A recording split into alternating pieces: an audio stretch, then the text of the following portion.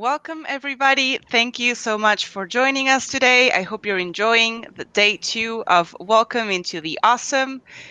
Here we have Arini Vlotman.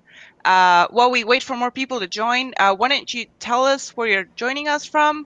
Arini is joining us from Johannesburg in South Africa. I am your host, Mariana, from Medford, Oregon, in the Rogue Valley. It's a pretty toasty day today. We see Laura is joining us from South Carolina and Brenda from Vancouver, Canada. That's beautiful. Austin, Texas. Have a lot of people joining in. So Arini today she's currently a life skills facilitator, a writer, and an aspiring speaker. After today, it'll be just speaker. She's worked in various industries, and she's passionate about upskilling people, both through her experience and her training. Using humor and her own real-life experiences, her workshops focus on development while providing a different perspective on life's challenges.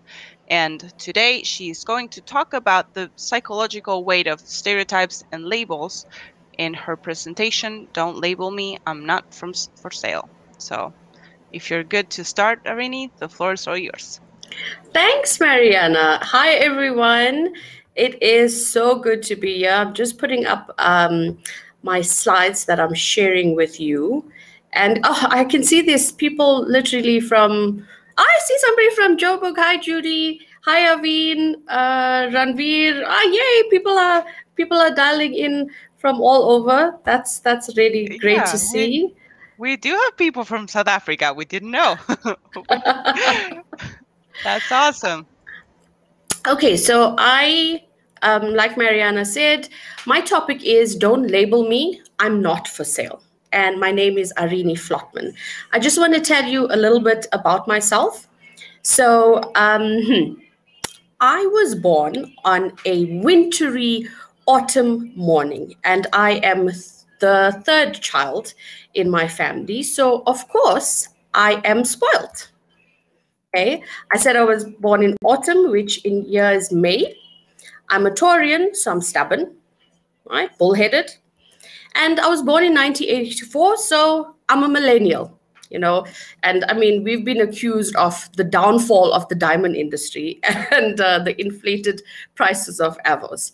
So Mariana gave me a really awesome intro, and there have been so many people here, so many presenters that have introduced themselves based on their accomplishments. Imagine if we were introduced based on the labels that we've been given, right? This is just circumstances of my birth. Spoiled, stubborn, millennial, just from the day and year that I was born. And just a disclaimer, the stubborn, I neither confirm nor deny. So, let's not go there. But what I want to know in the chat, can you guys just quickly tell me some of the labels that you've been given maybe based on your birth or anything that you want to share? So I've heard Sagittarians are eccentric, or Geminis have split personalities. I see Laura bossy, Nicolina selfish, nerd, too blunt, perfectionist, old. Oh my gosh, has that become a label? That is awful. Talks too much, that resonates with me. So you can see there's quite a few, right? And we live with this day in and day out. And the reason I'm talking about this is because it really makes a big impact on our lives. And labels are just a name that somebody gives you. It has no power, right? Except that we start functioning under these labels. Judy, crazy. That's an awful label to have. Can you imagine living your whole life that way? And I just want to quickly mention here that personality traits and characteristics are very, very different from labels. Your personality is who you are, right? It is whether you're loving or funny or quirky. You could be resilient. It's all things that are you, and it can change. Okay, so your personality, we grow, we change. But with that, it is who you are and who you want to be, who you're working on. Labels are completely different. Most often, they are inaccurate or negative. Some of the most common labels I've come across, and I've seen quite a few in the chat, there's overly sensitive, impatient, difficult. I've been called difficult so many times, drama queen, demanding, attention seeking, needy. I mean, these are a lot of the common labels. Do any of you resonate with this? Let me know in the chat if any of you feel any of these labels, or if you have any other labels yourself. I am a quite outspoken, as you can probably hear, but I've been told I'm aggressive because of that. I make videos, I've got a vlog, and I've been told I'm a drama queen. I have a friend who is going through a really rough time, and she's expressed it in social media. And she's been told that she's attention seeking. And I could not believe this. There's this adult woman who's expressing her need for emotional support, and she's been told attention seeking. Rihani, caring, that is a very, very positive label. I'm so glad to see a positive label here. Mira, arrogant. Yeah, a lot of people who stand up for themselves are told that they're arrogant. Are they? Thank you for sharing all of those. So now we know what labels are. So what's the problem, right? Labels are it's just a term, but it leads to stereotypes and generalizations. And we all know that once you are placed in a place of stereotypes and generalizations, that you are then grouped, right? And people start thinking a certain way about you or have certain expectations of you. And that's not fair. So we are trying so much, and I see this all the time, there's movements to move away from stereotypes and generalizations. And then something sneaky like a label comes in. Overthinker, for example, comes in, and you're thrown aback, and you don't know what to do about it. So I have been impacted by the labels that I've been given, or that I've given myself, and it really has played a role in my life. So one of the things that I want to bring up here is labels lead to self-fulfilling prophecy. I'm sure many of you here have heard what that means. And basically your thoughts, right, which is provided by a label that you've been given. It could be in passing. It could have been 10 years ago. It could have been last week. Either it's positive or negative. You start to think of yourself in that way. And then you start doing things that resonate with that label, because now your self-beliefs are starting to be impacted. You are starting to adopt that label. And eventually, all of this leads to a change in your behavior. So if somebody tells you you are difficult and you go into a meeting, you may start acting difficult because you think to yourself, oh, well, they expect this of me anyway, I might as well do it, right? And I've got somebody that I'm coaching, and I used to work with her a few years ago. And I was encouraging her to study, pursue higher education. And she's in her early 40s. And she told me, no, I'm not an academic person. I'm not academic. And I was like, wow, what does that even mean? Why do you say that? And she said when she was in primary school and high school, she wasn't an A student. So teachers and family members told her, you're not an academic. That's fine. You're a creative. And so she decided, since she wasn't academically inclined, she was not going to study. And she ended up as being a technical person in IT. And she was telling me, she wishes she had something behind that. And I said, well, why don't you try it? She's not academic. And that is self-fulfilling prophecy. And once we had broken through that and she had realized what had happened, she decided, well, they said this 20, 30 years ago, It doesn't mean that I can't study further. So she did. And she's got her IT degree. And she's now a senior manager for a very large organization. And the day she got her degree was like, she was so proud of it. And I thought to myself, this is the type of things that we live with. People don't even realize that. So self-fulfilling prophecy is key. And that is why we want to break these labels. We want to remove them so that it doesn't impact our lives. Okay. Yeah, it sticks, Judy. It really does. Somebody labels you, and it's like one of those labels that you get that you can't pull off. That leaves a little bit of sticky residue, no matter how much you wash it. So what I want to bring in here, I'm quite a big fan of life skills and EQ, because when I was younger, I had the EQ of a brick, right? I really had to go on an EQ journey to understand myself and understand the people around me. And one of the things that I learned and I'm learning more about is neuroplasticity. So I'm just going to give you a little bit of science behind the changing. So I want you to change your mindsets, but how is that going to work?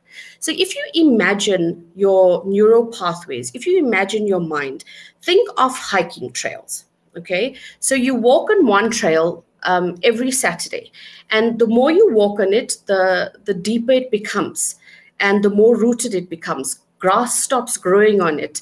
The trees on the side open up because you're constantly deepening that pathway. But tomorrow you decide you're going to change that pathway. You're going to walk on another one. And you may have a little bit of resistance in the beginning, but the more you walk on that pathway, the easier it becomes. And if you take that analogy and you think about the neural pathways, so the neural pathways are the pathways that we form when we form a habit or a way of thinking. What we want to do is we want to break and disintegrate the neural pathways that influence the label. And we want to change it and replace it with a new one. So we literally want to go from these bad neural pathways where we believe this about ourselves. We want to break it up and replace it with something positive, something that we can work with, something that is going to improve in our lives. And I've got the little dabbing brain there because we want our brains to be working well, working for us as opposed to against us. Does that make any sense? Does this resonate with anybody? It's a very, very simplified. I love neuroplasticity, but I mean, when I did bio and I learned about the medulla oblongata, I was like, what is this? But this is a very simplified way of doing it. Thanks, Trish. Thanks, Veronique. So yeah, this I think, if you think of anything in your life, and you simplify it, just think about the fact that you are changing a neural pathway and you are in control. This basically what tells us what to do. The next thing I want to go through with you is an action plan. So we know what our labels are. We know why they're bad, right? We know a little bit about the science behind changing it. So it does take work. Everything takes work. But what I've done is, over all of my life coaching and all the training I've done, I've put together a very quick, short action plan that you can remember and work on to change these neural pathways. The first thing is self-reflection. EQ and changing anything about yourself takes self-reflection. So think about these labels. Why is somebody telling me I'm arrogant or bossy? I've been told my whole life that I'm overly sensitive, and that's because I'm a crier. I promise. Yesterday, I was just actually chatting to a few of the presenters. There was a video yesterday that made me teary-eyed, and I cry when I'm angry. I cry when I'm happy. I cry when I'm frustrated. I cry if I'm stuck in traffic. That is how I get my emotions out. Otherwise, I'm going to stew and get upset, and my whole day is going to be spoiled. So people call me overly sensitive because of that, because of the way I express my emotion. So now I know a little bit about that label. And I'm going to go to the next step, which is perception versus reality. What is actual what is real and what is only in somebody else's mind. So somebody tells me I'm overly sensitive because they saw me crying in my car when I was stuck at the robots one day, right? Is this real? Am I overly sensitive? Or is it just something that somebody else thinks? If I can break it down, I would say that it is a little bit of both. So my family and the people I trust, my friends and family, they know how I express my emotions. But if I am in a space where I don't trust or necessarily know the people around me, and they tell me I'm oversensitive, it's probably them reacting to uncomfortable emotions, something that makes them uncomfortable, in which case it's perception, right? I hope that makes sense. So we need to look at it, and that's why self-reflection comes in, and it does make you a little bit uncomfortable to deal with this. And when I was younger, I was overly sensitive because I didn't know how to deal with all of my emotion.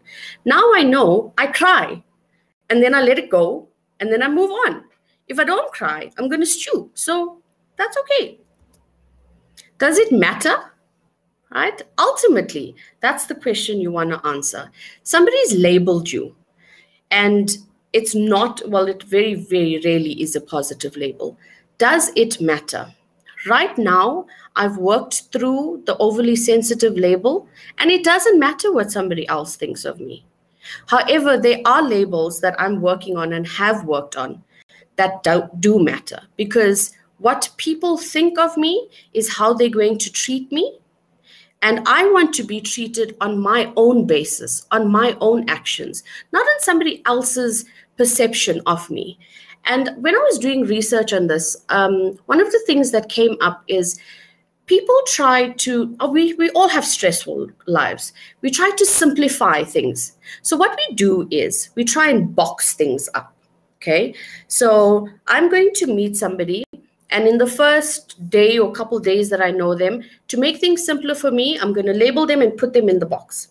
So this person is needy or arrogant, and I'm going to put them in that box, and that's how I'm going to deal with them, because it's going to take less time for me to get to know this person than it is to actually just put them in the box and deal with them. The thing is, you don't belong in that box. Think about how complex we are, right? We are complex. Human beings are complex individuals, no matter how we feel, what's going on in our lives. And then somebody comes and puts you in a box labeled overly sensitive. I mean, you have reduced me to that. No, that's not okay. And I'm guilty of labeling people. I throw out to my sisters, oh, I hope they're not watching it. They probably are. But I've got two older sisters. Like I said, I'm the youngest. And I throw out, my older sister is bossy, and the middle sister has middle child syndrome. Whereas it's not that at all. And I realize that I'm boxing them. So does it matter? It can. If it does, you need to do something about it. And then lastly, remove the label. Replace it with something positive, right? Am I overly sensitive? Maybe I can be, but not really. It's not a negative label. I feel, I'm emotional, right? I have empathy. I have compassion. I experience things on a different level. So I'm going to remove the overly sensitive label. Okay, so I want you to please think about some labels. Put it in the chat box if you're comfortable. And let me know if there's any labels that you have that you want to work with. So let's just do a quick tryout, okay? I've been told I'm loud. Oh, there's my sister. I'm not bossy, Arini. You are not bossy, Mira. I love you. Am I loud? You know, people who I've been told I have an exuberant, I'm passionate, and I'm loud. And this is a label that really bothered me, because I was hearing it in the workspace. And I was like, sure, if people think I'm loud, they probably think I'm obnoxious and I'm bossy and I'm arrogant. It's not a volume thing, I don't think. So Am I loud? So that's my label. And it really hurt me. It hurt my feelings that when I'm in a professional workplace, somebody reduces me to you loud. Okay, so I'm going to go into my self reflection. Why do they think that? Perhaps I have come across somebody who is less outspoken, and they feel that they are uncomfortable with my personality. Or perhaps I have inadvertently been outspoken against or somebody's opinion. So I'm self reflecting there. Is it a perception? Is it a reality? That's difficult to say. I firmly believe that I'm working on this. So it could be a little bit of both, but I want to change it. It shouldn't be a reality. So is it a volume thing? I do speak loudly. I laugh loudly. I cry loudly. But that doesn't matter, right? Do I overpower people? So that could be it as well. I do stand up for myself, and I'm not afraid to speak up. So just because somebody could be more senior than me, if I have something I want to say, I will say it. But I don't think I overpower people.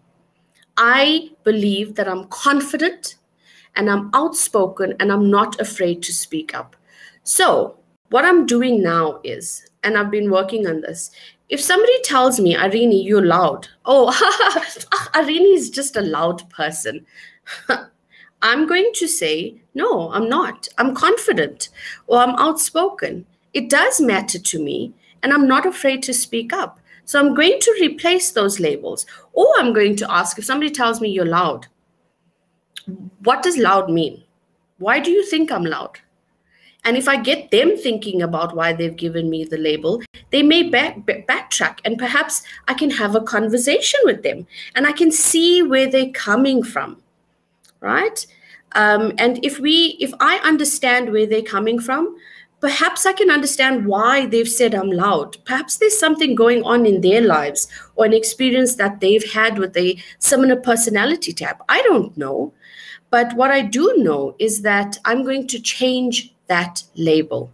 I want you to please tell me in the chat, right? I see so many things coming through. I'm sorry if I've missed some of the comments, but I'm seeing so many things, positive things coming through. Mm-hmm. Please tell me. I want you, if you leave with anything, the first label that you are going to remove. So I'm in the process of removing the loud bit, right? What are you going to work on? What are you going to use this action plan on? Tell me in the chat. I'd really like to know. And I'm going to post this PowerPoint slide on my LinkedIn profile so that you can share it and you can look at it if you want. You can also let me know. And I see standoffish. Shonda, do you want to give me a little bit more information about what standoffish means? Why have you been told that? Mina, disruptor. Actually, I don't see that. Positive thing. Disruptor. Sorry. Yeah, I love disruptor. I love disruptor. I see somebody has raised their hands. Mm-hmm. We can. Oh, there's Shonda. Okay. Can we get Shonda on to tell us a little bit more about that? There she is. Hi, Shonda.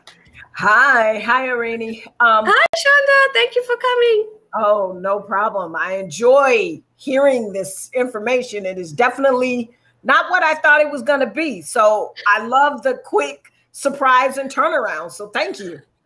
For me, standoffish, I am a true introvert.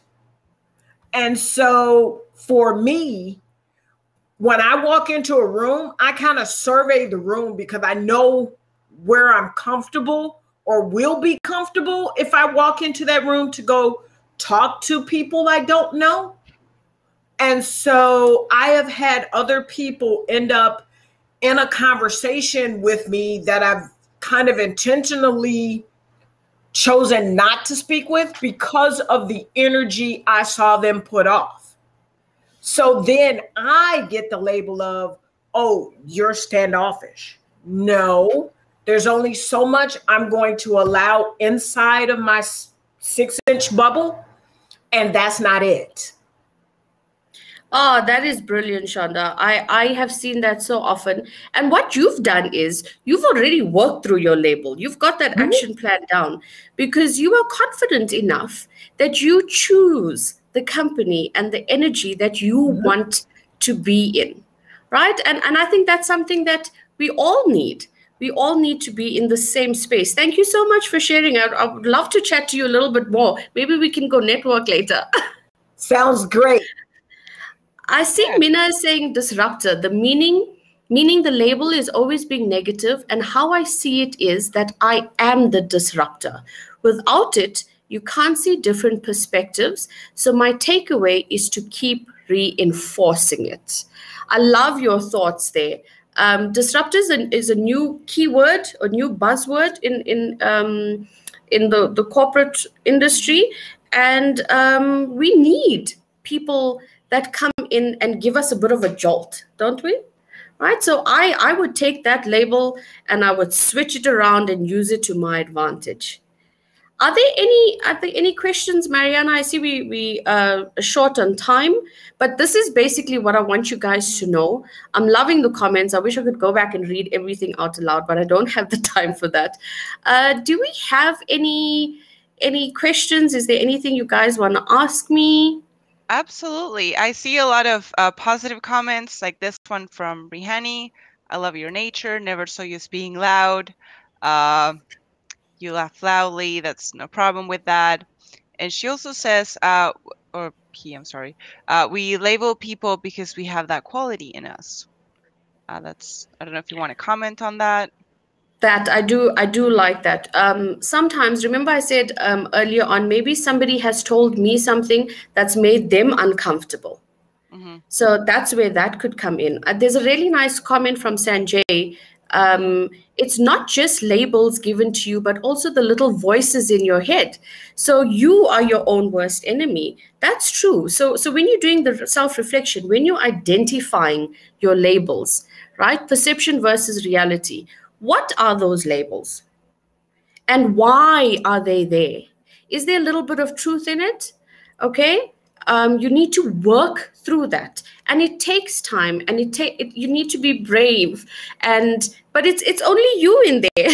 You don't have to share it with anybody, and you can write it down and you can work over it amongst any amount of time, but you can do this. I firmly believe. I have broken away through so many labels. I've been told so much in my life, and I can tell you 100% that you can work through this. I'm working through the loud thing. So, and the way I do it is by getting feedback from people. So I want to know what people think about that. So the people in my life will help me with that. But I unfortunately have run out of time.